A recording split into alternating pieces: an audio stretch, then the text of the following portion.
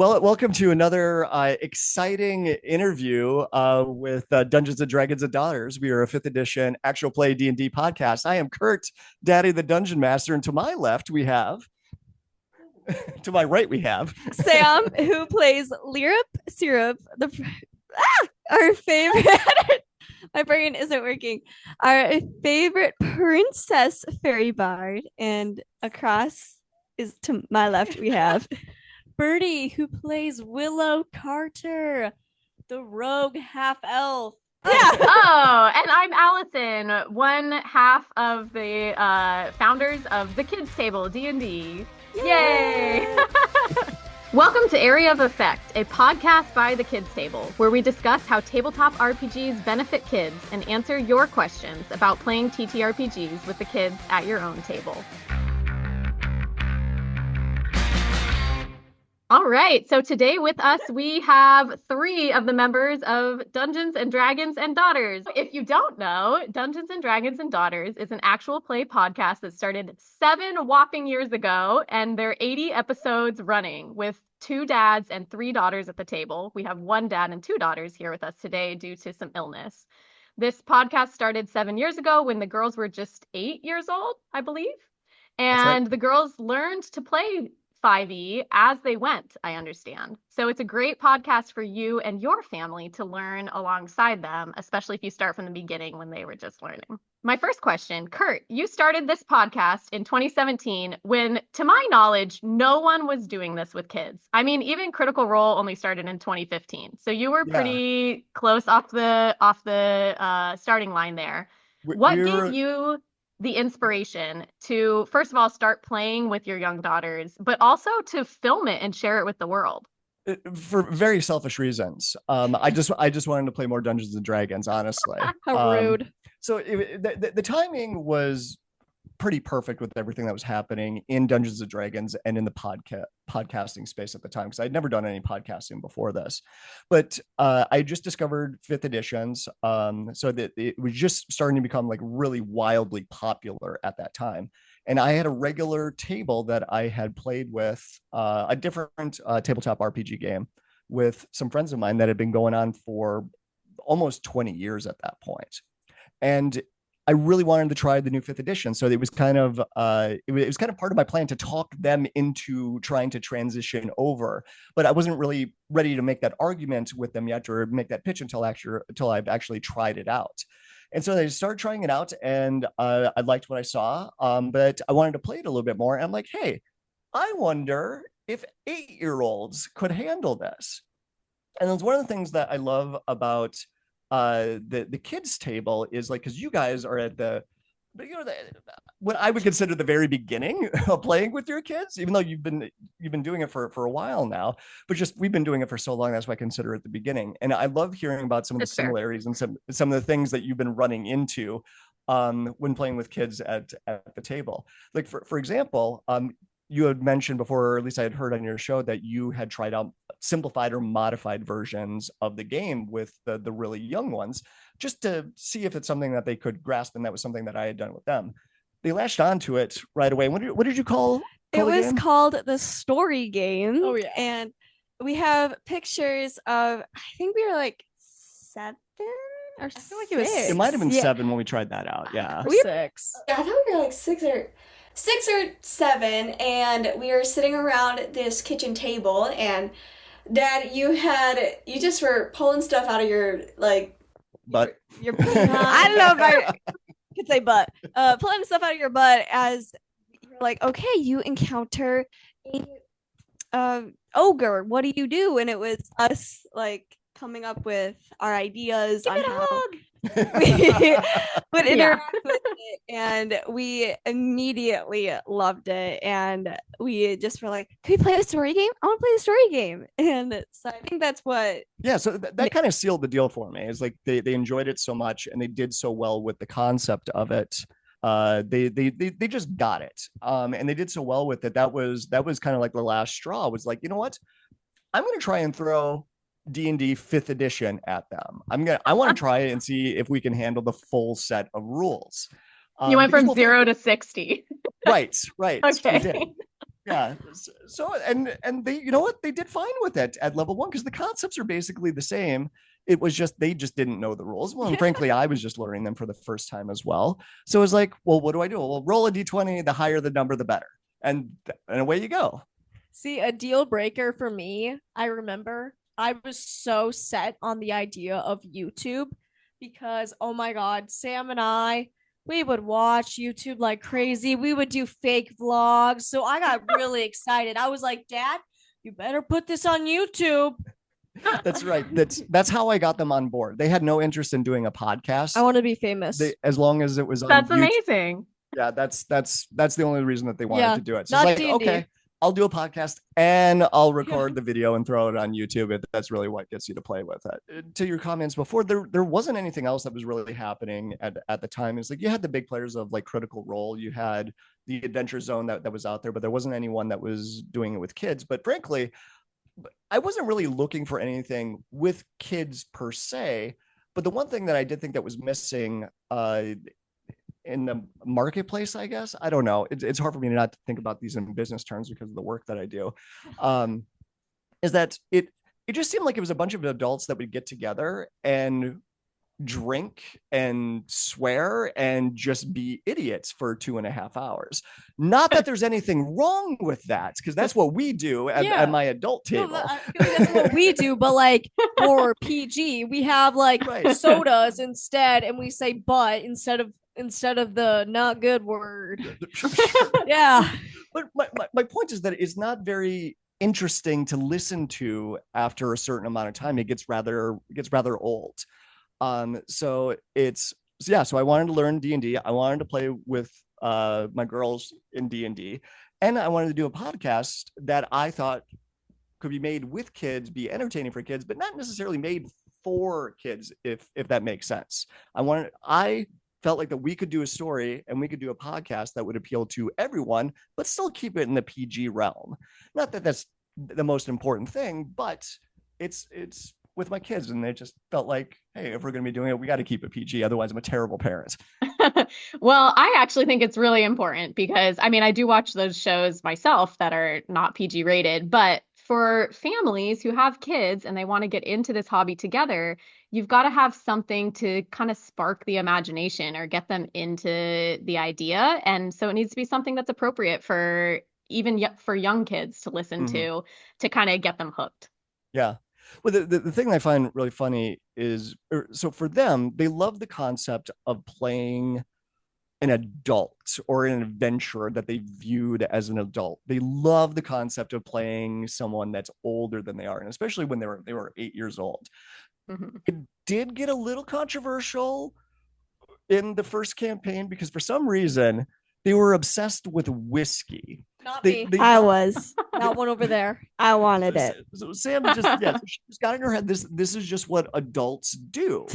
And so I think that's the reason why you latched onto that concept so much. Part of it was like when little kids are told, no, you can't drink this, they go, oh, well, I want that. And so when like you would sometimes like on the weekend have just a glass, I'd be like, oh, can I try that at 7 years old? And you'd go, no.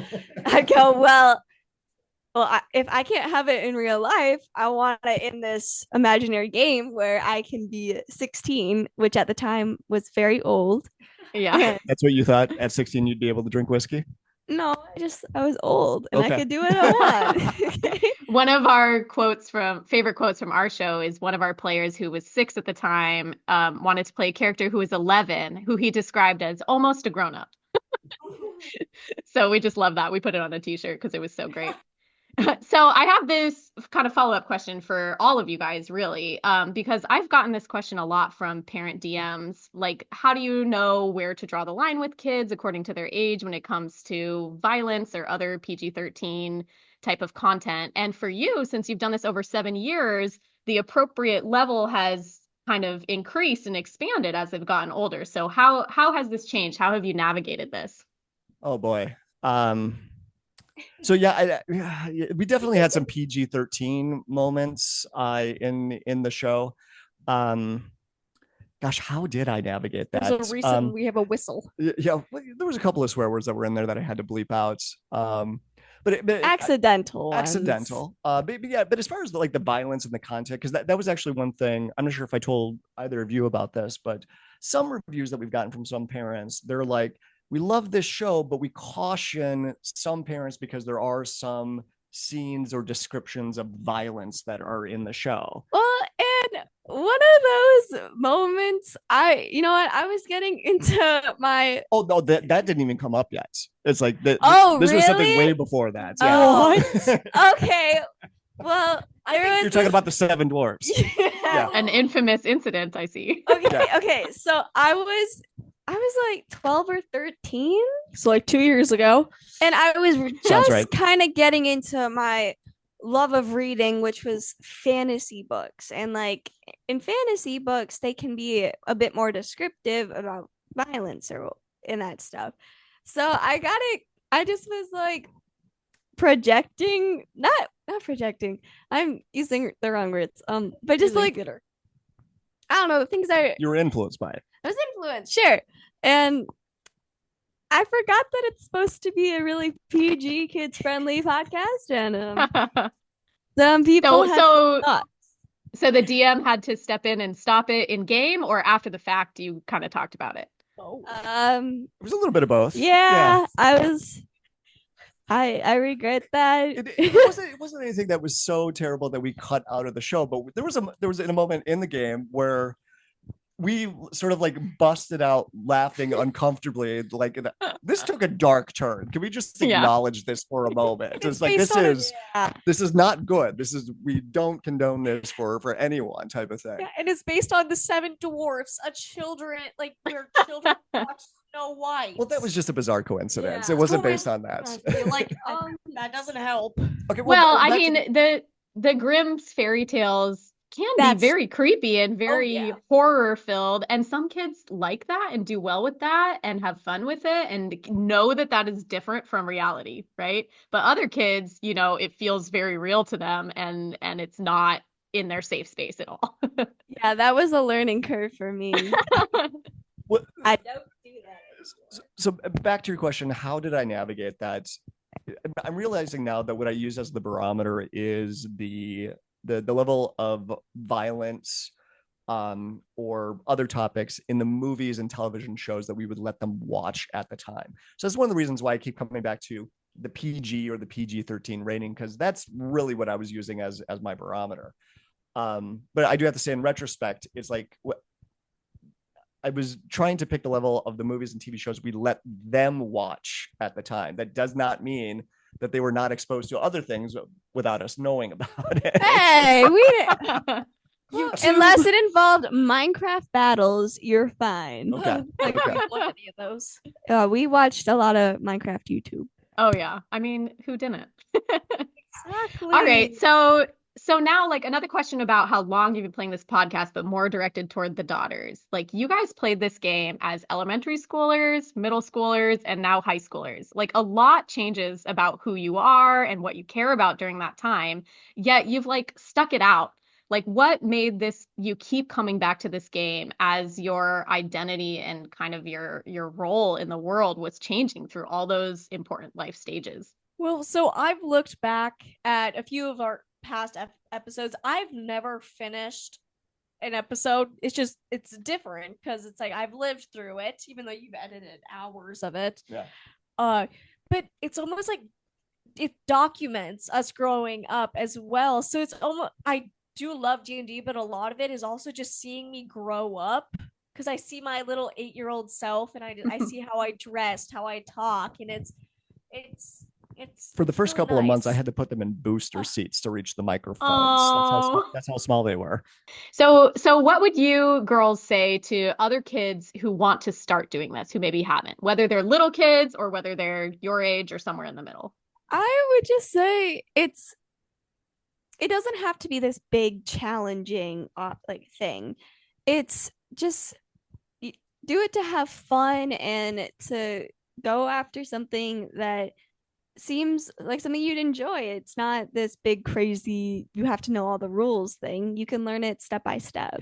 That's what I still do every single time we play. But also, I feel like there's a lot of negativity towards Dungeons and Dragons as well. Like, people really think of it as a nerdy type of game, which I mean, of course, we're nerds, but they bring that as a negative way. So I feel like that draws people back.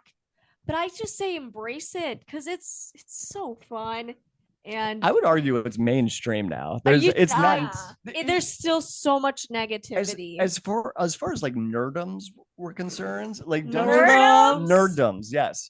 Dungeons and Dragons was kind of like the last bastion. Like if you went into that, you were a super nerd. But we got a summer blockbuster movie, for crying out loud, for Dungeons and Dragons. We saw a play on Broadway for Dungeons and Dragons. See, what I'm trying to get at is like sometimes when people find out that I play D&D, there's a few negative feedbacks, but it's like I'm playing with my family. I'm having fun. So it's just, you create these special memories. So it's like no matter what, if there's the tiniest bit of negativity, just go ahead and have fun. Interesting that is still kind of that stigma that you hear about it. Yeah. Well, that's awesome that you've stuck with it and defended it even when you know that it's meaningful to you personally. How do you guys think that your game in general, not the like PG-13ness, but the game in general has morphed over the years? Like, has it become more role playing? Has there been more banter at the table? Like, what's different about the table now? Well, one thing I can tell you that has stayed the same, which I know is held true for your table as well, as the obsession with pets, like the animals that are in the campaigns. It's just like every kid does that. It's crazy. I want my cat.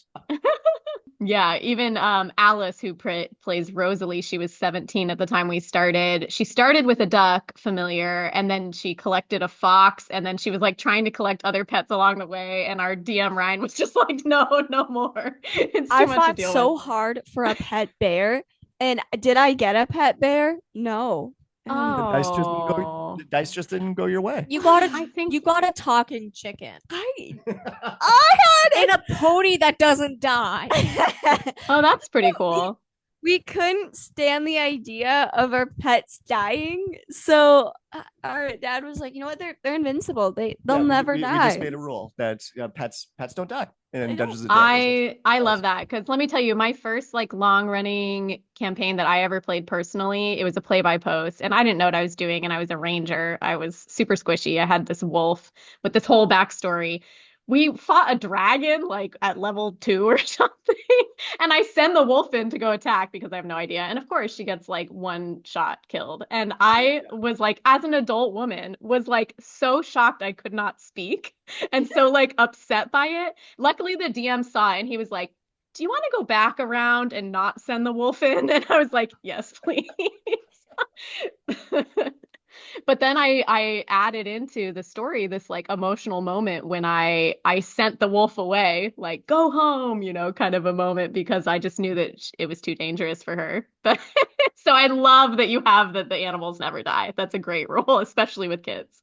Yeah, so that still doesn't answer your question. So that's one thing that's a constant. What has changed like since the very beginning? Like words. We have some better words, not the naughty words. I mean vocabulary. like we read more of a dictionary. We have better words. Put that on a t-shirt. Put my face on it. Like more descriptions. Yes, you're more descriptive. Bigger words. I don't just. I know more. I guess for me, something that's changed is my mindset when playing. Because when I was younger, it was, I can do what I want. We'll defeat this guy. But I was more just kind of doing my own thing. Where now I try to work towards a goal with the party, and that we all try to work together. And it's less about the fun little moments and more about like my character's motivations. Oh, see, I'm still. You're still chaotic. I'm still chaotic. You're still a murder hobo. I am a murder hobo. I'll take that with pride. That's amazing. Have you two ever stepped into the DM seat and switched roles and given your dad his medicine? I have DM'd. So, how old was I when it was the 9 or 10? 9. There's 2 episodes on our podcast, and It's just a little like special thing that we did It for was Women in Tabletop Gaming Month. Yeah. I think. And 9-year-old me got to sit in the DM's chair, which I was very happy about. And I DM'd 2 sessions, and I don't really remember how those went. They went great. They were fantastic. I know, I'm great. But then I've DM'd for like Father's Day stuff, like one shots, and then I've also that was a request I had one Father's Day, is that I wanted one of them to DM a one-shot adventure for me. And then I've DM'd for my friends a bunch. I'm the only one willing to do it, so. Which I have to say, I get so excited to hear that they go off and do it on their own, but it breaks my heart a little bit because I don't get to do it with them. Aww, leaving the nest for just a little and then coming back. Well, see, Sam and I's cousin is wanting to get into D&D, so therefore could get more opportunities. We'll figure something out. Yeah, he's been bugging us about D&D constantly. He's like, so want to help me create a character? He's just doing all this stuff, so that's always so another. Well, Allison, I'm curious with you and in your show, was it always going to be the set kids that you have in your cast, or were there other kids that you were thinking about bringing or including it, or even outside of that, once folks found out that you were doing this, have you had other people like, hey, can we join? Can we play in your game? Yeah, actually. So Ryan, my friend who's the DM, and I wanted to start this because we got really into D&D and we saw that there like wasn't really any kids playing. We didn't find your show, unfortunately, at the time. We don't have a big marketing budget. and you know, we wanted content that we felt comfortable playing with our kids around and stuff anyway. So we were like, let's just do this. We had no idea what it was going to become. We were like, let's record it just on the off chance we want to do something with it.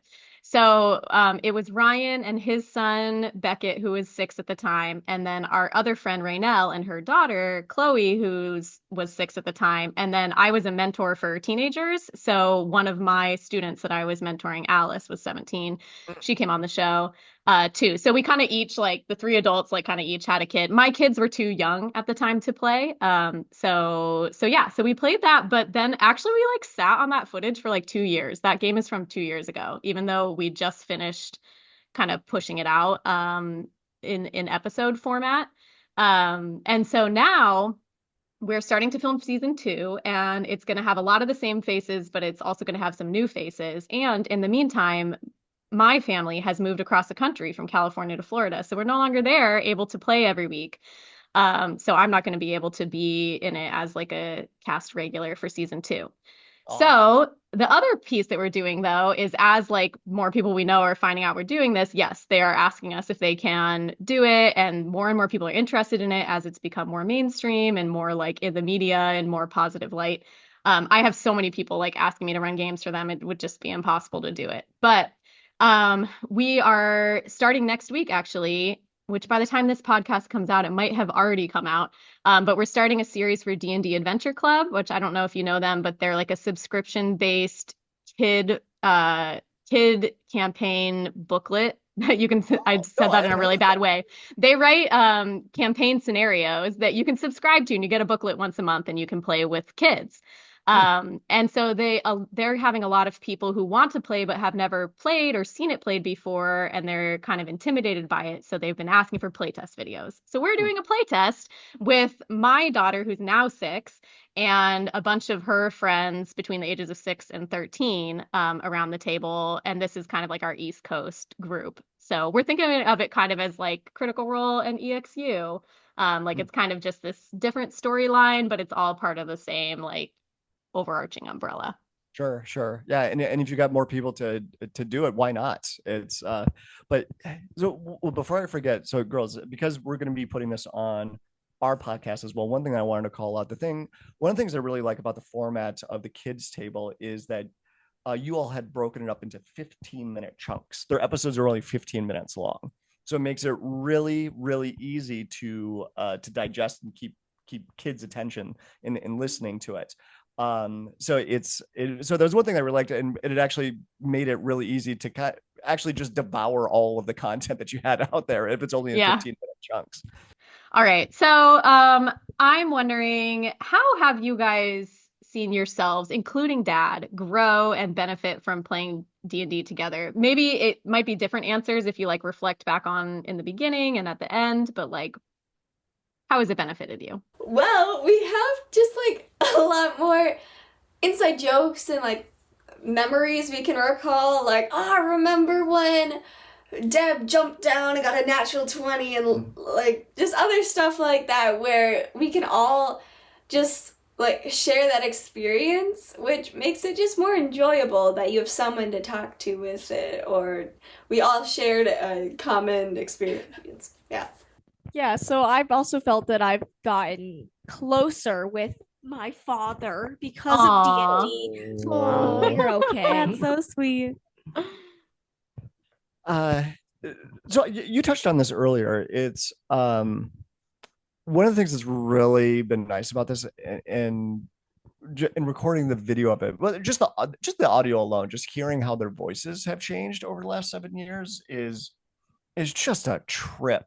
Going back and hearing what they sounded like in the first year that we were doing this, but then just going back and seeing the video, and it's like we've got 7 years of like 160 hours plus of video of them, and it's like with our regular home videos, it's like we don't have that much content or recordings of them, so it's like that's just turning out to be such a pleasant surprise, and just a gift to have that content of all of us spending time together. Yeah. And and when you get older, you'll be able to look back on this and know that you did enjoy my company for a period of time in your life. Yeah, that won't be for a while.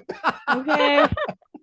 Maybe they'll come home from college break or something and still want to play. Well, now we're getting to the point where I'm starting to think about, as they are looking at graduating from high school and college. That's so scary. Right? Oh my Yeah, you're gosh. telling me. How might this actually be able to play into that and benefit that? So like if I can start getting them incorporated into the technical aspects of this, of the social media, or the more of the creative process, like is this something that we can actually start putting down on like their transcripts or applications to college? Wow, you are thinking about this. I'm always thinking about this stuff. Went over my head. I think I was Birdie's thinking- gonna really achieve her dream of becoming a YouTube star. Oh yeah, once you put this in your guys. hands. That's Yeah. not a profession. It's not a Hey, profession. chat. God, I'm gonna right after this, I'm gonna create my own YouTube channel. It's called Birdie's Life, and I'm gonna show that I'm a YouTuber. Well, okay. Proving I you. can't wait to subscribe to Birdie's Life. Cool. All right. So my last questions, unless y'all have something else you want to share, is like for families out here that want to do this, like what would be like your one piece of advice, either for the parents or the kids? One thing I would say for just the parents is that to just have patience, that like even if you're getting frustrated and they're not really going with what you had planned, they're having fun. They're having a ball. They're playing a make-believe story with their parents. Like, what could be more fun than that? I love that. So yeah, just have fun. It's like have that be the goal. Like go into it with like the goal to have fun. For anyone that's thinking about trying to record it or trying to do videos of it, like what you have done, what we have done, that does add an extra dimension. It does add extra work and stress on top of it. But even with that, I've said from the very beginning, as soon as the girls stop having fun with this, then we're no longer going to be doing this, because it's not worth it if you're not having fun with this. But just be clear on what it is you're trying to accomplish with the goals that you have for it. But fun should be the primary thing if you're playing tabletop RPGs with your kids. So moral of the story is to have fun, but also just like how you've I don't know, mentioned about like starting off with just non D&D, just the little game, just starting off like that, I feel like can really just help blossom the love of D&D. So, Dip your toes in. yeah, dip your toes in. Don't splash, even though that's hilarious when that happens, aka our mom. Also, one question for you. I'm curious as to like if you've noticed a difference when playing with really young kids between playing with girls versus boys.